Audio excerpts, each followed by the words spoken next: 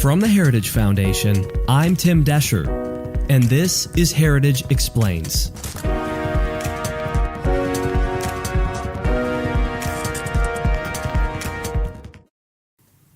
What do you do if you want to get paid more? What do you have to prove? Cuba Gooding Jr.'s character Rod Tidwell knew exactly what to do in the movie Jerry Maguire. Jerry? Yeah, what can I do for you? Show me the money. Then, of course, there's Don Cheadle and Al Pacino's discussion in the movie Ocean's 13. Mr. Bank, do you know what Chuck Berry said every night before counting 1, 2, 3, 4? What did he say? Pay me my money. Well, I'm sure my people will be... In cash. Cash. I mean, come on. These guys knew exactly how to get paid. But let's face it, they were playing fictional characters. What could that possibly have to do with us? Well, a lot, actually. Those outrageous clips demonstrate people knowing their value and then demanding to be paid for it. Typically, if you want a raise, go to your boss and give them a reason to pay you more. But be prepared to tell them, what will you produce? How will you produce more this year than the previous year? Will the company be more valuable because of your efforts? These are just typically good things to demonstrate to justify paying you more. Know your added value, deliver, demand better pay.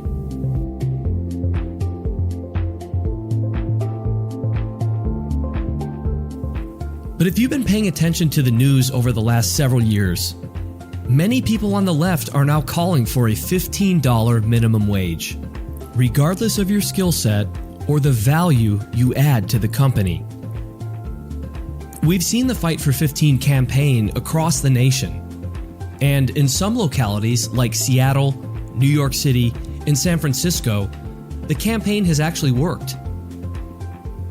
But now, President Biden and his cohorts on the left are pushing for a mandatory national minimum wage of $15 per hour, doubling the current minimum wage.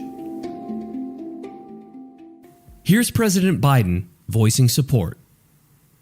Our recovery plan also calls for an increase in the minimum wage at least $15 an hour. No one in America should work 40 hours a week, making below the poverty line. $15 gets people above the poverty line. Now, we admire the president's compassion for impoverished people. But will raising the national minimum wage actually help the people he's trying to help? Or will it hurt them? With all the challenges COVID has brought us, can business owners actually afford this? According to President Biden, they can.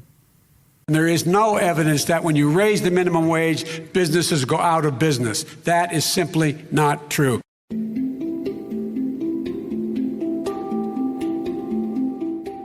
Heritage labor expert Rachel Gressler is here this week to explain why she is worried that a one-size-fits-all national minimum wage will kill jobs, make things more expensive for consumers, and lead to less opportunity for people to demonstrate their value and demand a bigger paycheck. She shows us the money after this short break.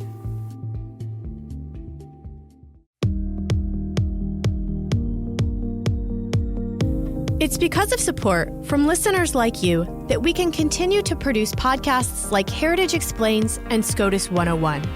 And you can help us keep it up by going to www.heritage.org/podcast today to make your tax-deductible gift.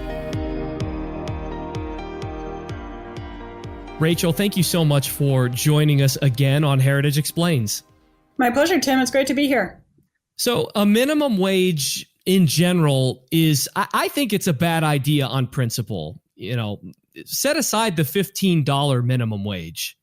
Now, we'll get into what it means for business and for the economy, you know, if a $15 minimum wage is passed. But I just wanted you to lay the groundwork on the principle that we use as to why we are opposed to a $15 minimum wage or just a minimum wage in general.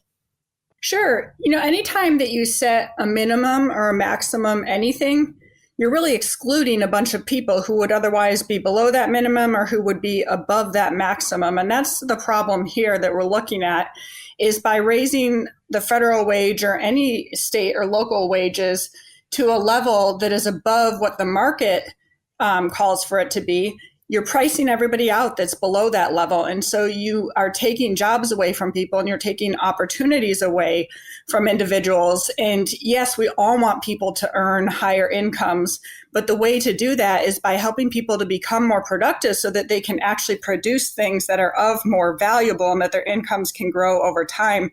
You don't want to cut off the bottom rung of the ladder. If somebody's willing to work for $5 an hour and they're a 16-year-old and they just want to get some experience so that in the future they can make $50 per hour, we shouldn't be saying that they can't do that. If there's a job out there somebody's willing to pay them for and they're willing to make that wage, that's a free market transaction. And there do need to be some protections in place, some workplace protections.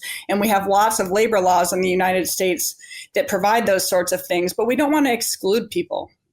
That's a really, really good point. And there are places in America right now where there is a $15 minimum wage. I think Seattle, San Francisco, New York.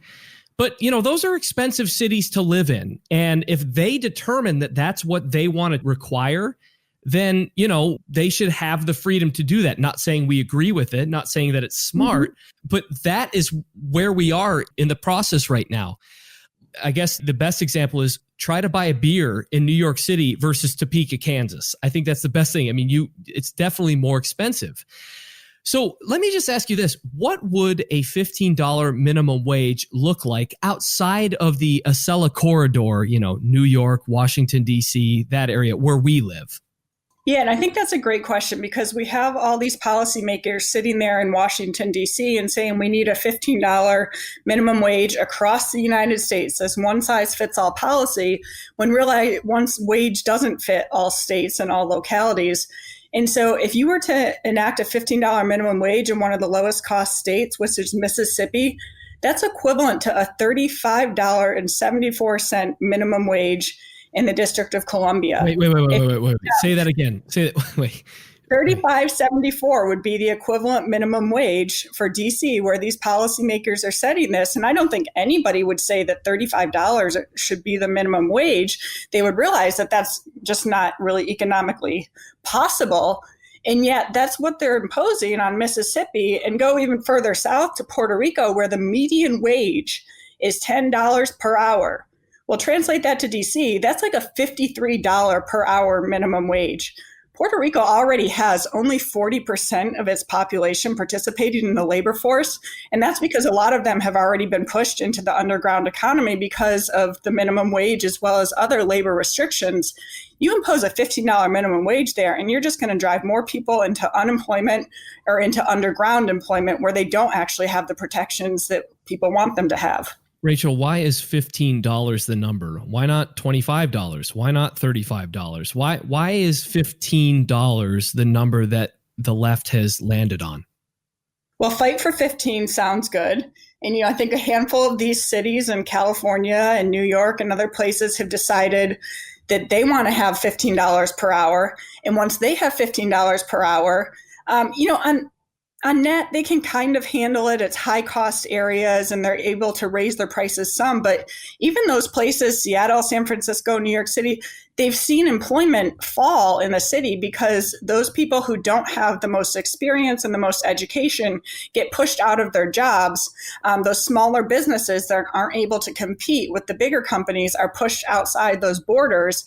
And so they're going elsewhere. The problem when you implement this on a nationwide scale is there's nowhere else for them to go.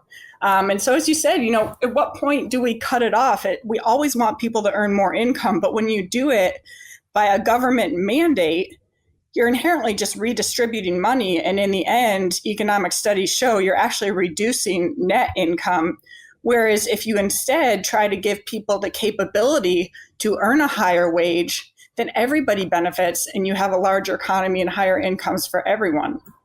Why do we need a federal government mandate? Why can't we just let San Francisco be San Francisco? Why can't we let New York City be New York City? Why do we need to do this? Well, we really don't need a federal mandate here. And it's not even appropriate because as we were talking about the different costs of living and the different wage rates across the United States, it doesn't make sense to have this federal mandate. But I think that, the big push for this is really about excluding certain people and trying to drive out the competition. If San Francisco and Seattle and New York have a $15 minimum wage and they're losing to their competitors, or Illinois has just passed a $15 minimum wage and its population has declined more than any other state in the last decade because all these surrounding states have lower minimum wages, more pro-growth policies. So you start losing to everybody around you, and then you just want to bring up the minimum for those and impose your same harmful policies on everybody else, and then people don't have anywhere else to go. And so I think that's part of it here, and that's what we've seen with the biggest groups that are fighting for a $15 minimum wage. It's the unions, because they want to impose higher wage rates on everybody else so that those places, those smaller mom and pop shops, can't compete with the bigger companies that are unionized, and they drive them out of the marketplace. And the irony here is these unions like the SEIU, they fought for $15 per hour in all these cities, and then they tried to get themselves excluded from the $15 per hour minimum wage, saying that they didn't need to pay that wage because they would make up for it in other places through benefits, but all their competitors needed to pay that minimum wage. Yeah, those are consequences that they may not want to own up to. But sticking with that, you and I track the jobs report every month. It's one of those things, the first Friday of every month, you and I go and see, where the jobs are being created, where we're losing jobs.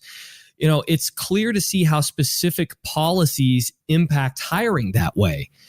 What are some of the biggest sectors that are going to be impacted by a $15 minimum wage? Well, the biggest areas are going to be retailers, restaurants, hotels, the service sector in those industries. And this is precisely why now is the worst time to be talking about putting a national $15 minimum wage in place. We've already seen 1 out of nearly every 5 restaurants permanently close their doors in 2020. There have been 30 large retail and restaurant companies that have filed for bankruptcy. The employment in the food services is down nearly 20%. Retail is down nearly 24%. Accommodations, 32%. So these are the hardest hit sectors, and these are the sectors that tend to have wages below $15 per hour and that would be hurt the most by hiking that minimum wage to $15 per hour. And yet, oddly, we've seen this included in President Biden's so-called rescue package, his COVID proposal, but that's like throwing a ton of bricks to a sinking ship. That's not going to help these struggling businesses to be able to survive. They need to first be able to open their doors, to be able to have customers come and sit in these restaurants if they feel safe doing so, and as long as those precautions are in place. But after opening those doors, you just need the opportunities to be out there for those companies to be able to grow. And that includes being able to hire somebody at whatever wage rate they're willing to accept and that you mutually agree upon. A ton of bricks on a sinking ship. It reminds me of summer camp when we had to tread water to see if we could swim in the deep end. It really is an incredible analogy there, Rachel. I mean, and I wanted to say, you make a really compelling point that economists on the left and the right say, or they have said, that it is a bad idea to do a $15 minimum wage. Obama's economists, the CBO, the nonpartisan CBO, and of course, our economists, you, and several others on the right, the numbers are what they are. Good intentions often have a very difficult time changing the reality that numbers show. So, have the numbers somehow changed between Obama's economists, being skeptical of a $15 minimum wage and now, could this actually work where we stand? No, nothing's changed except that the bandwagon's now moving. And so some of these people who previously opposed a $15 minimum wage or trying to backtrack or to hop on the wagon. As you said, all economists will agree that when you raise the price of something, you reduce the demand for it. That's why 74% of economists oppose raising the minimum wage to $15 per hour. You have, former chair of Obama's White House Council of Economic Advisors, Alan Krueger, warning. He said that the research suggests that a minimum wage as high as $12 an hour would do more harm than good for low-wage workers. But a $15 an hour national minimum wage would put us in uncharted waters and risk undesirable and unintended consequences. And that's across the board here, too. You had Janet Yellen talking in a previous hearing about the negative consequences of the minimum wage. And I think she previously has backtracked on that in her recent confirmation hearing a little bit to, try to tamper down her previous opposition. But, across the board, it is what it is. $15 per hour is absolutely too high in the majority of places in this country if we want people to be able to get a foot in the door. And that's the problem, is that it's not just talking about, we're going to wipe out 2 or 3 million jobs today. It's what are those people going to do in the future? And what does America look like when you have millions of people who simply are priced out of working, period? That's when you have to start talking about things like a universal basic income. And the reality there is then everybody who's actually working needs to make $18,500 in order to support just that UBI benefit. And so it really just spirals out of control, and the economy doesn't work that way. Well, we know that economists on the left are calling for a universal basic income. So, Rachel, that's probably another episode that we're going to have to deal with. But, the whole premise here, it just, to me, it just seems wrong. A $15 minimum wage suggests that employers, are wrong in what they decide to pay their employees. And, they need to be corrected by government. But, in your piece, and I'm going to link to this, folks, please log on and check it out. It's extremely important to read. The whole premise just, it seems wrong to me. A $15 minimum wage suggests that employers are wrong in what they pay, and they need to be corrected by the government. But, you make the point that employers will not be able to grow a workforce as they're going to be spending money on wages instead of growing the business, maybe doing workforce training or something like that, reinvesting in the business. Elaborate on that a little bit.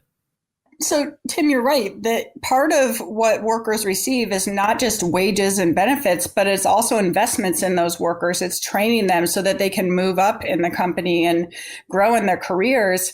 And, the reality is, yes, $15 an hour would be great if that's the smallest amount that anybody can make, but not everybody can produce $15 per hour. My first job at Pizza Hut during high school, when I was cleaning dishes and making pizza, I was not producing $15 per hour. It wasn't worth that. And I would not have had that job if the minimum wage were $15 per hour. And so the reality is you're just cutting these people out of jobs, or you're massively increasing prices. A Heritage Foundation study estimated that fast food prices would increase up to 38% with a $15 per hour minimum wage. And so the reality there then is that you end up having employers shift to automation. And you're going to have computers that you're ordering from. You're going to have robots doing work instead of having actual people. And some of this is going to happen naturally over time, but you certainly don't want to jump the ship there and force this upon the economy. And another point is that there are certain things that we pay for today that might not be possible and will be even less affordable with a $15 per hour minimum wage. And childcare is one of those things. The median childcare wage in the US is about $10 per hour. If we're going to raise those wages to $15 per hour across the entire US, then you're going to see a huge spike in the cost of childcare. And already it's unaffordable for so many people. And so it's just this reality confronting that, yes, we want higher wages, but what is that going to do to the things that we buy, and who's no longer going to have a job, and who's no longer going to be able to afford what goods and services? So I think that, policymakers need to look beyond what just sounds good and feels good, and what does this really translate to for individuals' lives? Well, if it worked for Rachel Gressler at Pizza Hut, I think it's going to work for other people as well. So Rachel, thank you so much for giving us your perspective, and we'll look forward to continuing to track this issue as it develops. Thanks, Tim. And thank you so much for listening to Heritage Explains. Get in touch with us. Send us an email at managingeditor@heritage.org or leave us a comment wherever you listen to the podcast. Also, hit that thumbs up button or that like button or whatever button shows positive vibes to us. We really, really appreciate it. Now, I've linked to Rachel's research as well as some other resources in the show notes, so please go check it out. Michelle's up next week, and we'll see you then.